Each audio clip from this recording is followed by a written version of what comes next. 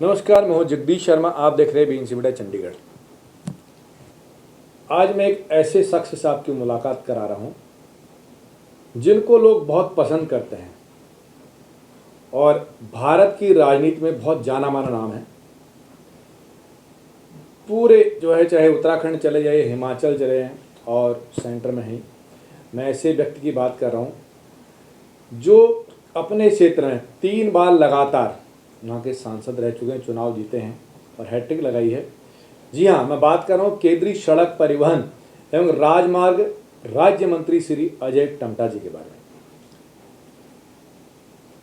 टम्टा जी हिमाचल अभी गए थे और अभी बारिश से हिमाचल में काफ़ी सारा नुकसान हुआ है, उत्तराखंड हो पंजाब हो तो, लेकिन जो पहाड़ी क्षेत्र हैं वहाँ पर सड़कों टूट गए हैं और बहुत ज़्यादा लोगों को परेशानी हो रही है। तो इसी के सिलसिले में वो खुद मुआयना करने के लिए कुल्लू मनाली गए हुए थे और इसी बीच जैसे मुझे पता लगा और तो मैंने उनसे मिलने की इच्छा जताई और उन्होंने अपने कीमती समय में से कुछ टाइम मुझे दिया और यही उनकी सादगी है। लोग उनको बहुत पसंद करते हैं और उनकी छवि इतनी अच्छी है, कोई भी काम आप उनसे करवा लें और कभी मना नहीं करेंगे। खुद मिलने आते हैं, जबकि मेरे साथ भी अभी वाकई हुआ था। मैं खुद जब एयरपोर्ट पे गया था तो मैं खुद आधा घंटा लेट था और जबकि वहाँ के गार्ड मुझे बोल रहे थे कि मंत्री जी जा चुके हैं। फिर मैंने उनको फ़ोन लगाया और उन्होंने अपनी व्यस्तता के बावजूद मुझे टाइम दिया, मुझसे मिलने आए और हमें अच्छा लगा और फिर हमने उनका इंटरव्यू किया। ये पूरा इंटरव्यू आप देखें। मैंने उनसे पूरे जो उत्तराखंड और हिमाचल में है राज्य में जितना नुकसान हुआ इसके के बारे में पूछा। साथ में मैंने चंडीगढ़ में रह रहे लोग जो उत्तराखंड से हैं, यहाँ पर इनको ट्रेन का बड़ा प्रॉब्लम है, ट्रेन के समय के उसके बारे में पूछा। उत्तराखंड में जो टूट फूट रोड हुई है, कुछ रोड पेंडिंग है, उसके बारे में पूछा। आप पूरी डिटेल इसमें देखें और मुझे उम्मीद है कि आपको खबर अच्छी लगेगी। ऐसे नेता को हमें पसंद करना है और आगे भी ये लोग अच्छे काम करते रहेंगे। ऐसे बहुत कम लोग मिलते हैं। तब तक खबरों को लाइक करें, शेयर करें, सब्सक्राइब करें। देखते रहें बीइंग सिमटा चंडीगढ़। मैं हूँ जगदीश शर्मा और आप देख रहे हैं बीइंग सिमटा चंडीगढ़ अनंत ज्ञान टीवी। मेरे साथ इस टाइम सड़क परिवहन मंत्री के राज्य मंत्री अजय टम्टा जी हैं और 3 बार लगातार हैट्रिक करके वहाँ से चुनाव जीता है। अल्मोड़ा संसदीय क्षेत्र का आता है और आज सरकार में बहुत अच्छी पकड़ है। आज हिमाचल में स्पेशली जो अभी यहाँ पर बारिश से जो नुकसान हुआ उसका जायज़ा लेने गए थे। सर बहुत बहुत धन्यवाद। सर कितना नुकसान हुआ, सर क्या लगा वहाँ पर? सर देखिए, मेरा लगभग पूरी हमारी NHAI की रोड जो है चंडीगढ़ से लेकर के मैं बाई कार मेरा जाना हुआ है और मनाली से थोड़ा पहले तक मैं कल पूरा रोड को देख के आया हूँ और अभी पूरी रोड हमारी ट्रैफिक के लिए मनाली और हम अटल टनल से आगे भी हम लाहौल स्पीति तक जा सकते हैं। ट्रैफिक की कोई प्रॉब्लम्स वैसी नहीं है। बस हमारा जो रोड इंफ्रास्ट्रक्चर था तो वो काफ़ी भारी भरकम वर्षा के कारण से प्रभावित हुआ है और रिकॉर्ड तोड़ बरसात इस बार पूरे देश भर में हुई है और ख़ासतौर पर हिमालय राज्यों के अंदर, चाहे वो हिमाचल है, उत्तराखंड है, जम्मू कश्मीर है, नॉर्थ ईस्ट है, सभी जगह भारी मात्रा में वर्षा होने के कारण से बहुत सारे लोगों की जानें भी गई हैं और बहुत सारा इंफ्रास्ट्रक्चर नुकसान हुआ है।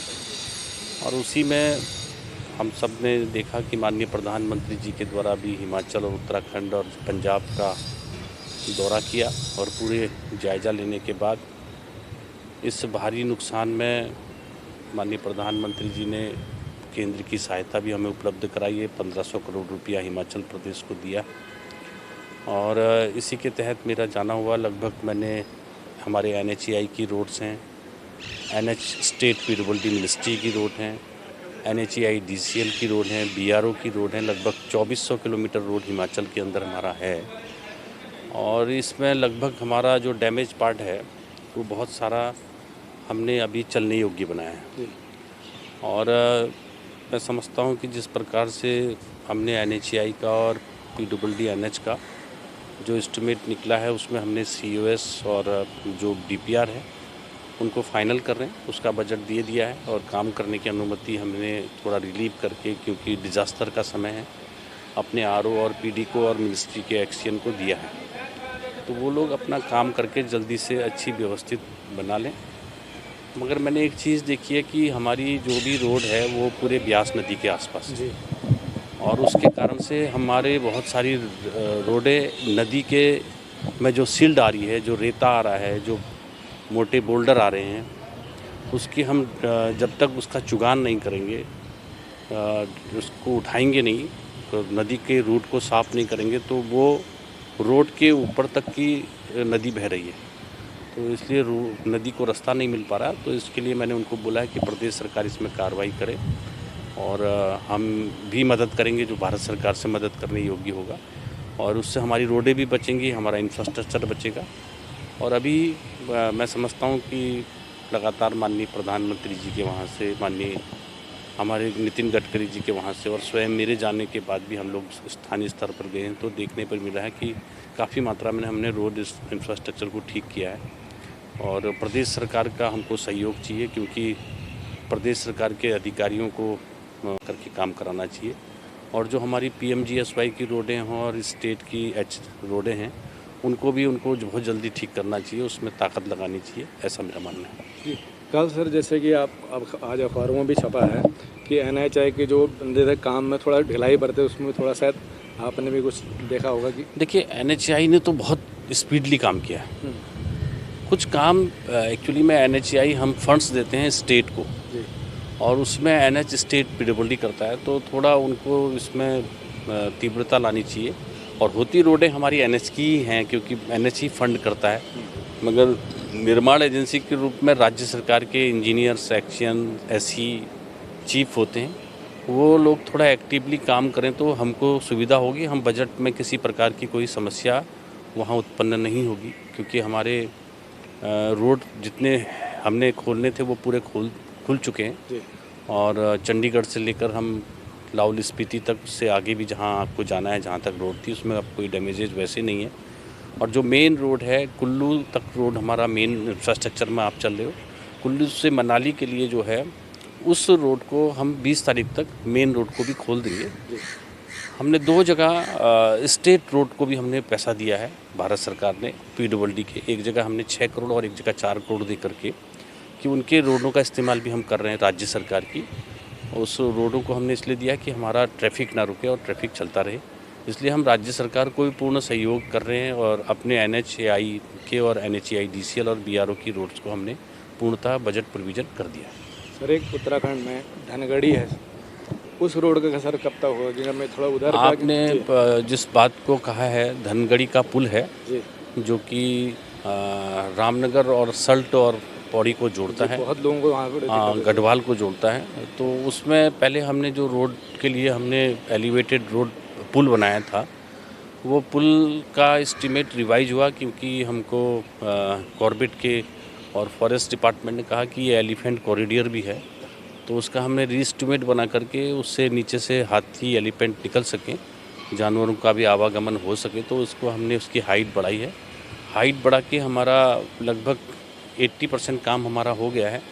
और रोड को जोड़ने के लिए उस पर हम मिट्टी डलवाने का काम कर रहे हैं। बहुत जल्दी हमारा वो रोड बन के तैयार हो जाएगा। ठीक है सर, एक लास्ट क्वेश्चन है।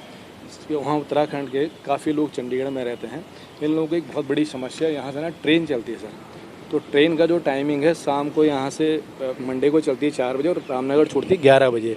तो यहाँ के जो लोग हैं उनको फिर रामनगर रुकना पड़ता है, या वो पहाड़ के लिए लोगों की जो ट्रेन की समस्या है, काफ़ी जगह इन्होंने अपना विज्ञापन दिए हैं, लेकिन इसका सर कुछ हो सकता है आपके लेवल पर, क्योंकि अभी आप सरकार में हैं? देखिए, जो ट्रेन के रूट्स हमने बहुत सारे हमारे, चाहे काठगोदाम के लिए है, रामनगर के लिए हैं, या टनकपुर के लिए हैं। तो टाइमिंग बहुत, हाँ, टाइमिंग का जहाँ भी हमारे को बताते हैं, हम रेल डिपार्टमेंट से आग्रह करते हैं। कई जगह रेल डिपार्टमेंट ने किया भी है, कई ट्रेनें हमने नहीं चलाई है। हमने कई ट्रेनों के रूट को ब्रॉडगेज किया है, जैसे टनकपुर, पीलीभीत, भुजीपुरा को हमने बड़ी लाइन से जोड़ा है। ऐसे ही हमने काठगोदाम से काफ़ी ट्रेनें हमने बढ़ा दी हैं, और रामनगर से ट्रेनें बढ़ गई हैं, 7-8 ट्रेनें चल रही हैं, जो स्टेशन चलता ही नहीं था। हाँ। तो ये सारा हमने रामनगर के लिए ट्रेनें दी हैं। तो इसलिए ट्रेन बहुत सारी दी हैं। अगर आपकी कोई समस्या कोई है बच्चों लोगों की खाली समस्या है कि वो रात को पहुंचती है वहाँ पर, और ऐसा मतलब ये तो उसका समय का मैं एक बार बात करके उसके समय को ठीक करने के लिए हम बहुत जल्दी प्रयास करेंगे। रेल मंत्री जी को इस बारे में अवगत कराने के बाद सभी लोगों को, चंडीगढ़ के बाकी लोगों को सुविधा मिलेगी। बहुत बहुत धन्यवाद, बहुत बहुत धन्यवाद, थैंक यू सर। ज़्यादा खबरों के लिए देखते रहिए BNC मीडिया चंडीगढ़।